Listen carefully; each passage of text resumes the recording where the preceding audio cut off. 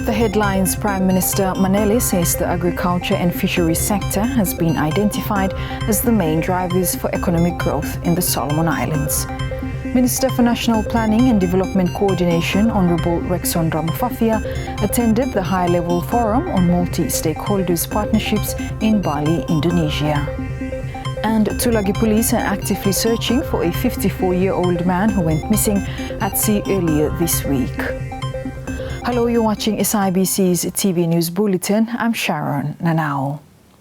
Prime Minister Jeremiah Manele says the agriculture and fisheries sector has been identified as the main drivers for economic growth in the Solomon Islands. Alfred Pagipitu reports. The agriculture and fisheries sector has been identified by government as the main drivers for economic growth in the Solomon Islands economy. Prime Minister Jeremiah Manele announced during the 13th Australia Solomon Islands Business Forum held recently. Honorable Manele says government effort is focused on these two sectors as they have economic growth potentials. We are also focusing on specific sectors with higher growth potential. In agriculture, we are enhancing productivity in traditional crops such as cocoa and coconut, which are vital to the livelihoods of our rural population. In fisheries, we are leveraging our comparative advantage to boost exports and drive economic growth. Our goal is to ensure that these sectors not only meet domestic needs, but also contribute significantly to our export economy. On this note, the government is encouraging and supporting, for example, seaweed farming and export in the country, as it has the potential to generate income for many rural families and communities in our country. Prime Minister Manele adds sustainable development is the core principle to his government's effort to build the country's economy. He says they are committed to balancing economic growth and environmental protection in Solomon Islands. Sustainable development is a core principle of my government's agenda. We are committed to balancing economic growth with environmental protection. The transition to green energy is a key component of our strategy, and we are actively seeking private sector participation in renewable energy projects. These initiatives are crucial for climate change mitigation and ensuring long-term energy security for our nation. In addition to green energy, we are also focused on sustainable agriculture and fisheries. Our policies are designed to promote practices that protect our natural resources while ensuring that they continue to provide economic benefits for future generations. We believe that with the right balance, we can achieve both economic prosperity and environmental sustainability. Economic growth is one of the government 100 days policy target. For SIBC TV, I'm Alfred Pangepitu. Minister for National Planning and Development Coordination, Honorable Rexon Ramofafia, recently attended the high-level forum on multi-stakeholder partnership in Indonesia, Bali. With the team strengthening multi-stakeholder partnership for development towards a transformative change, the forum provides a platform for policy and decision makers to engage in meaningful discussions aimed at fostering global partnership. Speaking at the forum, Minister Ramofafia says Solomon Islands continues to face the impacts of climate change. As it's with rest of the Pacific Island countries, Solomon Island is at the front line of climate change and sea level rise. We are currently experiencing the sea level rise of 8 mm per annum since 1993, and this is above 2 to 3 millimeter, as also highlighted by the professor. The global average sea level rise of 2 to 3 times as Solomon Islands sea level rise experience as 8 millimeter. The projections into the future indicate that sea level will continue to rise. Tropical cyclone may reduce in frequencies, but the intensity will increase, and this will have dire consequences for us or Pacific Island country. We already lost inhabitants of islands and underground fresh waters, and agriculture in low-lying islands suffer from saltwater intrusion. Even large islands are not spared. Most of them have lost large tracts of coastal land, including homes. He also highlighted that accessing climate finance is a challenge for the country.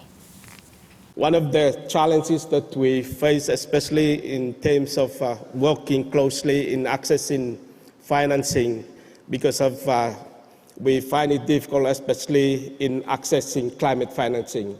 And it's something that I want to continue to emphasize, how we make financing easier for small island developing states such as Solomon Island. For a country that is highly vulnerable to sea level rise and climate change, and also least responsible for the root cause of sea level rise, our struggling economy partnerships are dispensable to us. Our endeavor to address the impact of sea level rise and climate change to meet our sustainable development goals and accelerate efforts towards development have been supported through partnership. And the Professor has highlighted how we can work together, especially partners coming together to address the impact of sea level rise and impact of climate change. Tulagi police are actively searching for a 50-year-old man who went missing at sea earlier this week after a boat capsized between Guadalcanal and the Central Island province. The missing man travelled with a 25-year-old man when their boat encountered rough seas on Monday. While the 25-year-old managed to swim to safety at Savo Island, the 54-year-old man is still missing. Inspector George Molu, supervising Provincial Police Commander for Central Province, confirmed the incident to SIBC News.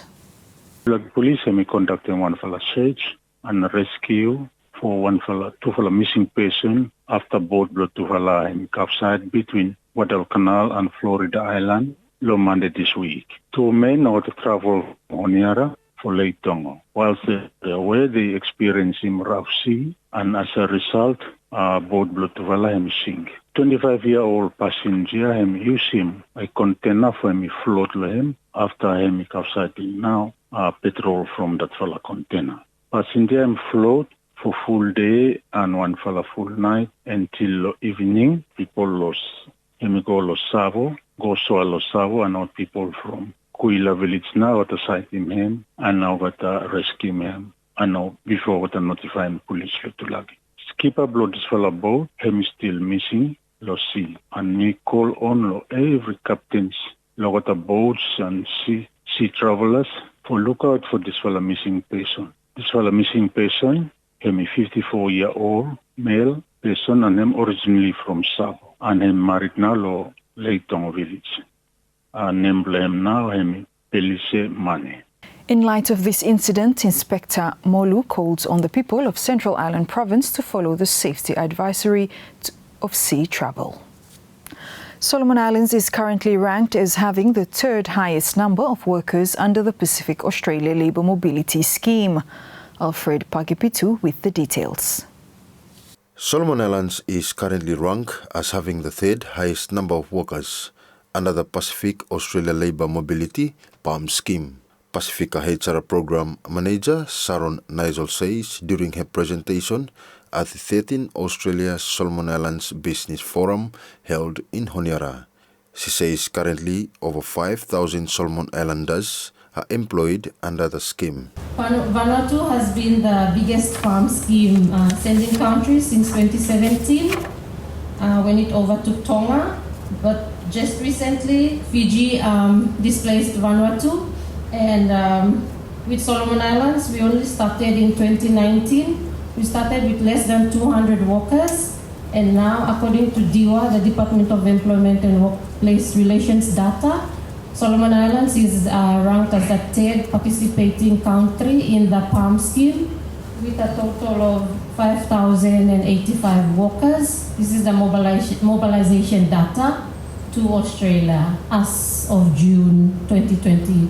So with the increase in the number of Solomon Island participation in the PALM scheme, from our discussion and meeting with the stakeholders, according to CBSI data, we have also seen an increase in the remittance in the past 6 months, from Jan to June. We have received that it was recorded that a total of 171 SBD million was remitted back into Solomon Islands.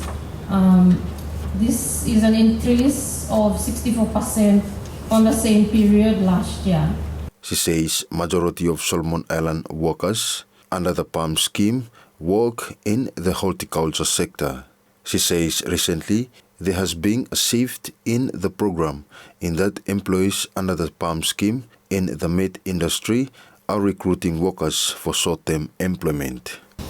Participation by industry, as mentioned, most of our workers have mobilized mainly to the horticulture sector and followed by the meat industry. So with the meat industry, these are contracts from 1 to 4 years. But we're starting to see a shift in with approved employers doing recruitment in Solomon Islands.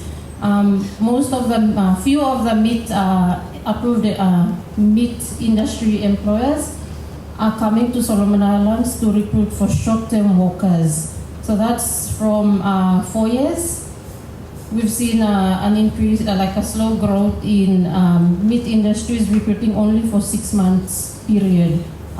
I think it's because of the like the peak season in Australia. So once we head into the Christmas season, then we'll see a surge in recruitment for short-term PALM scheme workers. For SIBC TV, I'm Alfred Pangepitu.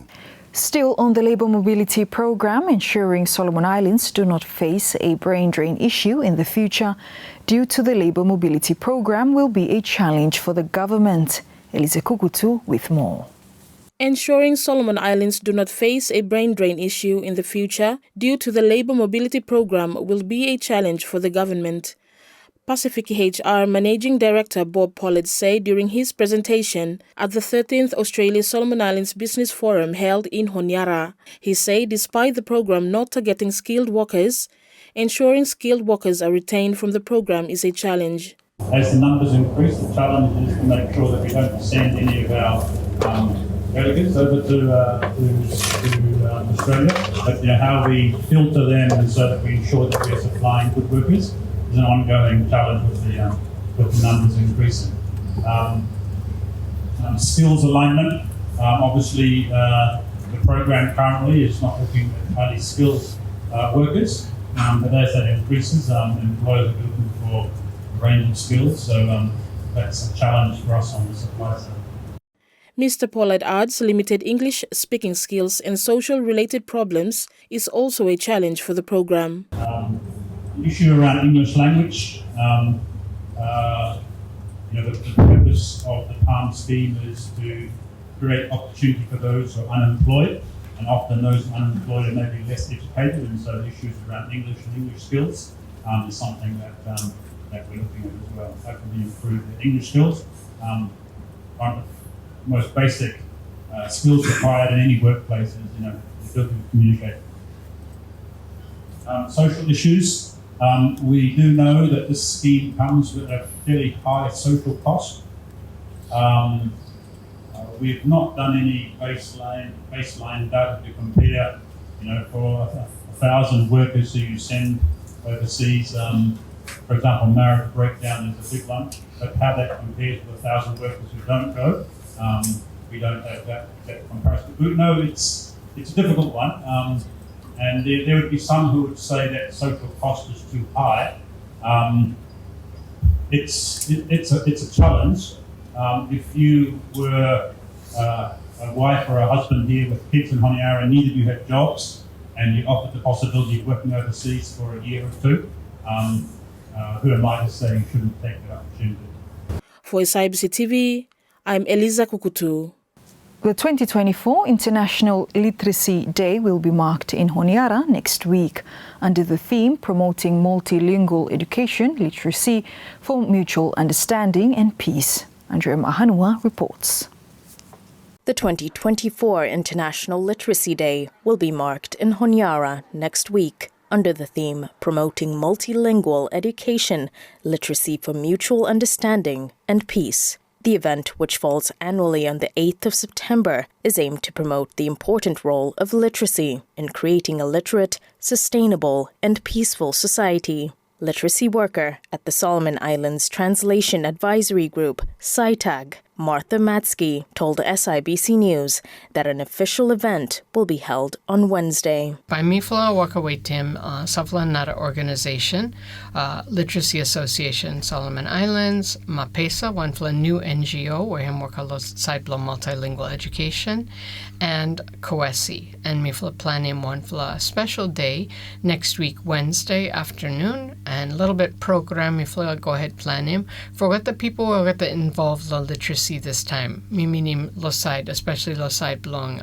people will get to teach him literacy classes and promote him literacy for adults and beginning too. Meanwhile, SITAG literacy worker Timothy Matsky explained the event will be scaled down due to budget limitations. Because we no got a big budget for doing big activity. Some fella year before, Merd now him promote him Literacy Day, and so I'll get to do him something. This year, I think I'll get a little bit struggle. So instead, for one for a big public event, me for just say, okay, but me keep him small and try for encourage him or the organizations who are actually involved in literacy for come together for story good, for helping each other, and try for keep him walk along with us strong. Mr. Matsky also encouraged Solomon Islanders to seek literacy education, not only in English, but also in their indigenous vernaculars. Well, me fella always happy that me fella got him chance for mark him this fella day, for reminding people importance of literacy and encouraging people for start him class, learn for read, use him this one, and especially for also helping people for remember that literacy him no just for something like English no more, but him lo language below you me too. And if you me start lo there and build him that for a foundation, then you have a build up and go from there. So me wonder encourage him with the people.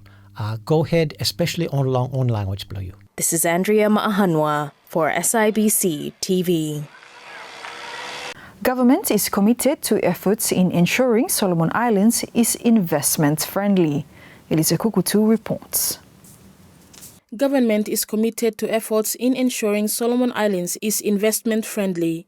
Minister of Commerce, Industry, Labour and Immigration, Honourable Harry Kumar, made the statement during the 13th Australia Solomon Islands Business Forum in Honiara.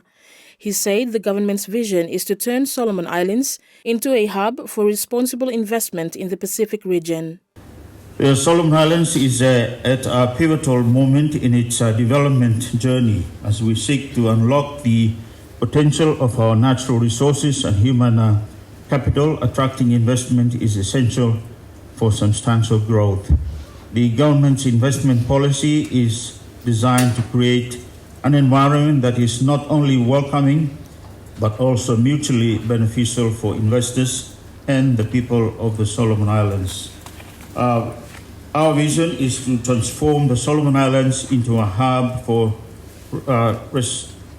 responsible investment in the Pacific by focusing on sectors where we have a competitive advantage, such as fisheries, agriculture, tourism, and renewable energy. We aim to drive economic growth, create jobs, and improve the standard of living for our citizens. On creating a conducive business environment, we are committed to enhancing the ease of doing business in the Solomon Islands. This includes streamlining regulatory processes, reducing bureaucratic hurdles, and providing clear and consistent guidelines for investors. Our goal is to ensure that every investor can navigate the system efficiently and confidently. Honourable Kumar said they are working with regional bodies to ensure the country's trade policies accommodate international trade. He adds a number of bills to make Solomon Islands more investment-friendly is now currently being worked on. Investment regional agreements and strategies and pragmatic approaches to help harmonize trade and investment in the country and around the Pacific. Regional bodies were tirelessly worked on through the Ministry of Foreign Affairs and External Trade. This includes on potential game changer bills. This includes, but not limited to, the review in the investment policy and law, but raise tax in the value-added tax bill, mineral resource bill, building code bill, small and medium enterprise bill, and of course the special economic zone bill in 2024. The introduction of these bills would be fundamental in accelerating development and productivity of our economy. For SIBC TV, I'm Eliza Kukutu. The rising trend of cyberbullying in the country, if not addressed, will get worse. This is according to TalkSport councillor Andrew Kaloa when speaking to SIBC TV. He said the issue is growing, with a few has already succumbed to its impact. Me look at trend law cyberbullying. If we not doing things here, I'm getting worse. Few others will die finish. Right, through one play. Make him life brother to pass away or kind of committing suicide. So if we not address him quick time, him grow. Yeah, I'm not something where him stay the same. Him grow. There are taka people mind but evil too much. Yeah. As me tell them, negative name people embrace him too much than positive. Mr. Kaloa advised parents to educate their children about cyberbullying and urged parents to establish an open communication with their children. This is to avoid children hesitating to share problems when they face in life. You need to educate him na what beginning blame about cyberbullying. Educate him for not become perpetrator, and as well for prevent him for not become victims. You need to establish him open communication too. Open communication between other beginning and daddy, parents or brother, sister. Okay, whenever things happen or something, not feel hesitate for. Yeah, somebody bully me. Okay. And then set him clear boundaries online. Okay. Time you look at somebody a little bit strange, ask him you several questions for trick him you or kind of set him boundaries. The public too, I mean it for promoting awareness. Okay, educating public about cyberbullying. Encouraging bystander too. Standard for intervention.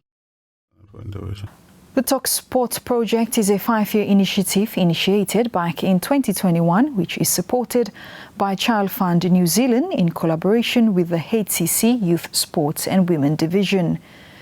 The initiative aims at addressing the mental health concerns of Honiara's youth and cultivating a more supportive environment for their holistic well-being. And that's news. Follow us on sibconline.com.sb and our SIBC News Facebook page for more of our latest stories. Thanks for watching.